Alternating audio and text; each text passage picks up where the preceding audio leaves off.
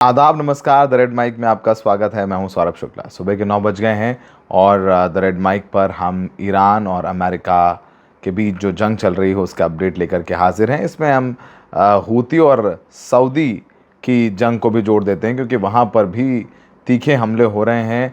फिर से Congo flagged एक शिप पर बाब अल मंदेब पर मिसाइल से हमला हुआ है, आग लगी है। यानी बाब अल मंदेब पर सऊदी के लिए ब्लॉकेड हूतियों ने कर रखा है, जो लगातार जारी है। तमाम अपडेट्स देंगे, कितना नुकसान हुआ, कहाँ नुकसान हुआ, क्या स्ट्रैटेजी है, हॉर्मूज़ में क्या चल रहा है, क्योंकि ईरान ने रात में जॉर्डन और कुवैत में वापस से हमले किए हैं, मिसाइल मारी हैं, ड्रोन मारी हैं। ये सब कुछ चल रहा है। लेकिन शुरुआत करेंगे एक हेडलाइन से, जो हमारी हेडलाइन भी और सबसे इम्पॉर्टेंट है, कि कैसे अमेरिका अब ईरान के लोगों को भूखा मारने की साजिश कर रहा है, और ये सुनियोजित तरीके से कर रहा है।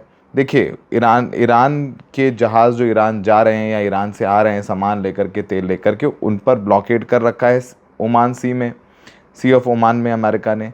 और अब इकोनॉमिक ब्लॉकेड जो है वो भी करने की साजिश चल रही है। जितने भी मुल्क हैं, लैंड ज़मीनी राह से जो ईरान को जाते हैं और आते हैं, वहाँ के मुल्कों से बात करके, कोऑर्डिनेशन करके एक इकोनॉमिक ब्लॉकेड ईरान पर करने की कोशिश अमेरिका कर रहा है। कितना सफल होगा नहीं होगा, लेकिन आप इकोनॉमिक ब्लॉकेड करके लोगों को ही भूखा मारना चाहते हैं ना। आप आम जनता को परेशानी होगी ना। अगर आप आर्थिक रूप से ब्लॉकेड करेंगे, क्योंकि आप मिलिटरीली जीत नहीं पा रहे हैं, आपका जो भूकाल था, आपकी हेजेमनी ख़त्म हो चुकी है। ईरान को आप मारते हैं, पुल पे मारते हैं, तो वो भी आपके जॉर्डन पर, कतर में, ओमान में, जहाँ पर भी आपके एसेट्स हैं वहाँ पर हमला करता है। आप उसके बिजली घरों में मारते हैं, तो उसने बहरीन में जो अमेज़ॉन का डेटा सेंटर था, जहाँ आपकी अमेरिकी कंपनियों के इन्वेस्टमेंट है, वहाँ मारता है। फिर आप उनके न्यूक्लियर साइट्स पर हमला करते हैं, तो वो आपके F-35 हैंगर, F-15 हैंगर पर हमला करता है, नुकसान होता है, आपके सोल्जर्स भी मारे जाते हैं। ये सब कुछ होता है, तो फिर आपके पास क्या विकल्प बचता है कि आप बातचीत करके सुलझाइए, हॉर्मूज़ को छोड़िए, रास्ता निकालिए। लेकिन आप क्या कर रहे हैं, आपको बर्दाश्त नहीं हो पा रहा, तो आप भूखा मार रहे हैं। जो टेलीग्राफ अखबार है, उसकी ब्रिटिश का अखबार है द टेलीग्राफ, उसने खबर की है कि अमेरिका आर्थिक दबाव बनाने के लिए ईरान पर उसकी ज़मीनी सीमाएं बंद करने के विकल्प पर विचार कर रहा है। और अधिकारियों, और जो जानकारी द टेलीग्राफ ने ली है वो इजरायली अधिकारियों और कुछ जो जानकार हैं इस मामले के, उनके मुताबिक है। उसमें ये कहा गया है कि इस हफ्ते वाइट हाउस में डोनाल्ड ट्रंप और बेंजामिन नेतन्याहू की बैठक हुई थी, और उसमें ये चर्चा हुई बाकायदे। यानी यहाँ भी सूत्रधार, कहीं ना कहीं यहाँ भी सूत्रधार जो है वो अमेरिका है और इजराइल है। तो इसमें सुझाव था कि ईरान के पड़ोसी देशों जैसे इराक और पाकिस्तान से कहा जाए कि वो अपनी सीमाओं पर सख्ती बढ़ाएं या सीमा चौकियां बंद कर दें। अगर ऐसा होता है तो ईरान के लिए दूसरे देशों से सामान मंगाना और अपना सामान बाहर भेजना काफ़ी मुश्किल हो जाएगा।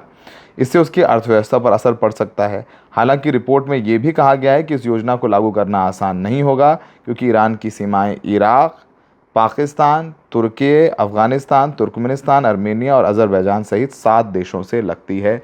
तो आपको किससे किससे बात करना पड़ेगा? आपको बात करना पड़ेगा, हम आपको उन मुल्कों के नाम बता देते हैं, और आप ईरान के मैप में वो देख भी सकते हैं कि किस तरीके के मुल्क हैं। देखिए, पाकिस्तान तो इस पूरे बातचीत के प्रोसेस में शामिल है। वो ईरान को अपना भाई बोलता है, तो क्या पाकिस्तान वो ब्लॉकेड करेगा? मुश्किल है, ऐसा लगता नहीं है। लेकिन पाकिस्तान कहीं ना कहीं अमेरिका का एक एसेट है, क्योंकि ईरान ने बीच में कई बार ये आरोप लगाया है कि पाकिस्तान अमेरिका की तरफ से बैटिंग करता हुआ नज़र आता है, अमेरिका के बिहाफ पर बात करता हुआ नज़र आता है। लेकिन फिर भी हमें पाकिस्तान पे भरोसा भी ईरान को, क्योंकि वहाँ जा कर के इस्लामाबाद एकॉर्ड साइन हुआ है, उसका नाम इस्लामाबाद है, तो वो एक पाकिस्तान की उपलब्धि रही है। लेकिन क्या पाकिस्तान उस ब्लॉकेड को मानेगा? दूसरा, टर्की मुस्लिम ब्रदरहुड की बात करता है, टर्की से बॉर्डर है, और इस जंग में ईरान का इंडायरेक्ट साथ देने की बात की थी तुर्की ने। शाही साहब, इस पर हम शाही साहब से कहेंगे ज़रा तुर्की के रोल पर ज़रूर और बताएं, क्योंकि सीरिया को समाप्त करने वाला बशर अल असद का शासन ख़त्म करने में तुर्की का बड़ा रोल था, और वहाँ अमेरिका के जो टट्टू हैं जुलानी, उसको बैठाने में उन्हीं का बहुत योगदान था। खैर, वो अलग अलग बातें, डिप्लोमेसी है।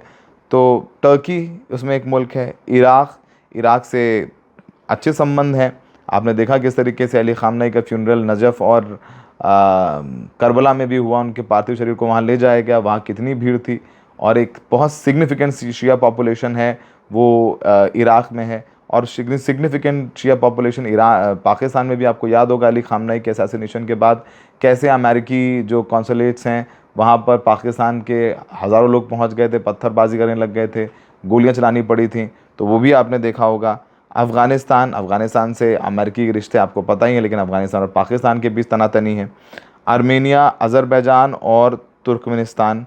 आर्मेनिया क्रिश्चियन मुल्क हैं और आर्मेनियन क्रिश्चियंस 3 से 3.5 लाख के करीब हैं जो रहते हैं ईरान में, ईरानी नागरिक हैं, वो भी एक इम्पॉर्टेंट आस्पेक्ट है।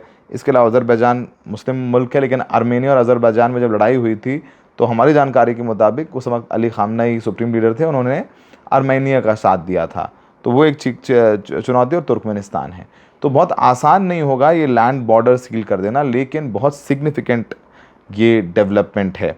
अच्छा, कुछ और अपडेट्स हैं वो भी हम आपको देते हैं। और इस बीच हमने आपको बताया था कि किस तरीके से इराक़ पर सऊदी अरब और अमेरिका ने कोऑर्डिनेटेड हमले किए थे, जिसमें कुछ IRGC सोल्जर्स की भी मौत हुई है, उनके शव भी पहुंचे हैं।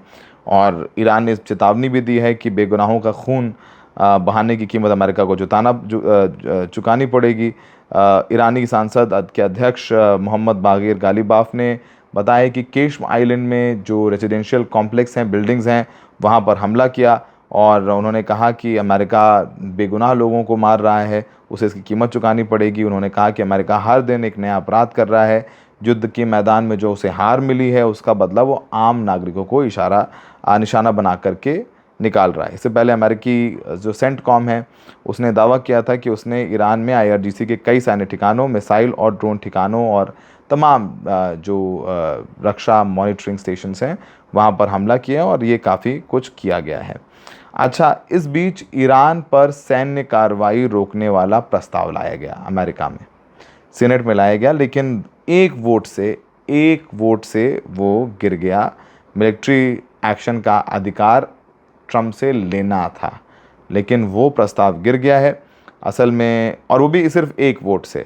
और वोटिंग गुरुवार को हुई थी, जिसमें पक्ष में 49 वोट पड़े और उसके खिलाफ 50 वोट पड़े। ट्रंप की पार्टी के एक सांसद डेव मैककॉर्मिक वोटिंग में शामिल नहीं हुए। अगर ये प्रस्ताव पास हो जाता तो अमेरिका के राष्ट्रपति हैं डोनाल्ड ट्रंप, वो ईरान पर हमलों की मंजूरी के लिए उन्हें संसद की मंजूरी लेना ज़रूरी हो जाता, यानी राष्ट्रपति खुद ये फैसला नहीं ले सकते थे। और ईरान की जंग में विपक्षी सांसद मांग कर रहे हैं कि ऐसी किसी भी सैन्य कार्रवाई पर अंतिम फैसला वहाँ की संसद ले, ना कि राष्ट्रपति लें। ताज़ा घटनाक्रम के बाद इसे सीनेट में लाने के लिए दोबारा कोशिश करनी होगी। सैन्य कार्रवाई रोकने का विधेयक फिलहाल अमेरिकी सेनेट की विदेशी मामलों की जुड़ी कमेटी के पास है। तो ये सब कुछ हो रहा है। अब कुछ और अपडेट्स हैं जो हम दर्शकों को बता देते हैं कि जॉर्डन में वापस से बैलिस्टिक मिसाइल से ईरान ने हमले किए हैं, जिससे वहाँ पर नुकसान हुआ है अमेरिकी बेसिस में। अब तो वीडियो तस्वीरें भी आ जाती हैं कि कब तक आप छुपाओगे, सच तो छुप नहीं सकता। अच्छा, जंग में पहली बार मिस्र पर भी हमला हुआ है। मिस्र के बंदरगाह पर ड्रोन से हमला किया गया और 2 जहाज़ों में आग लगी, और ईरान को इस हमले का जिम्मेदार माना जा रहा है। वो है या नहीं है वो हम कह नहीं सकते, क्योंकि अभी तक ईरान ने इसकी जिम्मेदारी नहीं ली है। लगातार अमेरिका ने, आपको बताया था, 10 शहरों पर हमला किया। हमने कल ही बताया था कि बंदर अब्बास हो, फारस हो, केशम हो, इन द्वीपों पर भी हमला किया, और यहाँ रेजिडेंशियल कॉम्प्लेक्सेस में हमला हुआ, तो तस्वीरें भी आ गई हैं। और IRGC ने भी कुवैत और जॉर्डन में लगातार अपने हमले जारी रखे हैं और वहाँ पर तबाही मचाई जा रही है। अच्छा, ये भी कहा गया कि कुवैत में एक चीनी कंपनी की बिल्डिंग पर हमला किया गया है, और इसमें ये कहा गया शुरुआत में कि एक चीनी की मौत हुई है, लेकिन जो चाइनीज़ एम्बेसी है उसकी तरफ से एक क्लैरिफिकेशन आया है कि किसी भी चीनी नागरिक की मौत नहीं हुई है। अच्छा, हमने आपको कल बताया था कि रेड सी में सऊदी एक अलायंस बना रहा है, जिसमें उसके बाद सोमालिया और कुछ और मुल्क, GCC के मुल्क तो हैं ही हैं, UAE और कतर, ये सब मुल्क शामिल हैं उसमें, कि कैसे रेड सी में रोका जाए हूतियों को, कि हूती उनके नाक में दम किए हुए हैं। अच्छा, इस बीच एक बहुत सिग्निफिकेंट डेवलपमेंट हिंदुस्तान के लिए है। हमारे देश के विदेश मंत्री जयशंकर जी ने ईरान के विदेश मंत्री अब्बास अरागची से बात की है, और उन्होंने कहा है कि जो इंडियन वेसल्स हैं, जहाज़ हैं, उन्हें टारगेट ना किया जाए। उन्होंने कहा कि किसी भी हाल में कारोबारी जहाज़ और उन पर काम करने वाले नाविकों को निशाना ना बनाया जाए। जयशंकर ने ये जानकारी सोशल मीडिया पर भी दी है। और अभी तक जो संघर्ष शुरू हुआ है उसमें भारत के हिंदुस्तान के 16 भारतीय नागरिकों की मौत हुई है। 10 जो हैं उसमें नाविक शामिल हैं। इसमें सऊदी अरब में 1 हिंदुस्तानी की मौत हुई, कुवैत में 2, ओमान में 8, इराक़ में 1 और यूएई में 4 भारतीयों की मौत हुई है। और समझौता हो नहीं रहा है, बातचीत चल रही है, चारों तरफ से घेरने का प्लान हो रहा है अमेरिका का, लेकिन अब तक वो अभी इसमें कामयाब नहीं हो पाए हैं। तो काफ़ी दिलचस्प मोड़ पर युद्ध पहुंच गया है, बातचीत हो नहीं रही है, ईरान पीछे हटने को तैयार नहीं है। अब इकोनॉमिक ब्लॉकेड की तैयारी हो रही है, कितना पाकिस्तान मांगेगा, कितना नहीं मानेगा, ये सब कुछ है भविष्य के गर्त पर कुछ भी होगा सुबह 9 बजे बिना नागे के, बिना छुट्टी के सारी फैक्चुअल जानकारी हम आपको देते हैं और आगे देते रहेंगे जब तक कि युद्ध पूरी तरीके से ख़त्म नहीं हो जाता। हमें पता है बिज़ी हैं, आप ट्रैक नहीं कर सकते, सिर्फ सुबह 9 बजे आप लगा दीजिए, आपको पता चल जाएगा कि ईरान और अमेरिका में क्या चल रहा है। शाही साहब रात में 8 बजे बताते हैं, इन डेप्थ एनालिसिस के साथ में पूरी जानकारी देते हैं, पर्सपेक्टिव के साथ जानते हैं। उनसे ज़्यादा कोई मिडल ईस्ट के बारे में नहीं जानता, खासकर ईरान में बहुत बार जा चुके हैं, इलेक्शंस कवर कर चुके हैं, स्ट्रैटेजी जानते हैं। और यही वजह है कि इकलौता आदमी था जो डे 1 से कह रहा था कि ये युद्ध ईरान कई महीनों तक लड़ेगा, 3 दिन में युद्ध ख़त्म नहीं हो रहा है, हो सकता है कि अमेरिका को पीछे हटना पड़े, और पीछे हट भी रहा है तो अब लैंड बॉर्डर से भी सील करके सामान ना जाए ना आए, ये सब करने की कोशिश कर रहा है। हमें देखने के लिए बहुत बहुत शुक्रिया। द रेड माइक के बारे में बात करिए, शेयर करिए, सब्सक्राइब करिए और सुपर थैंक्स भी कर सकते हैं, हमारी मेंबरशिप भी ले सकते हैं। हमें देखने के लिए बहुत बहुत शुक्रिया।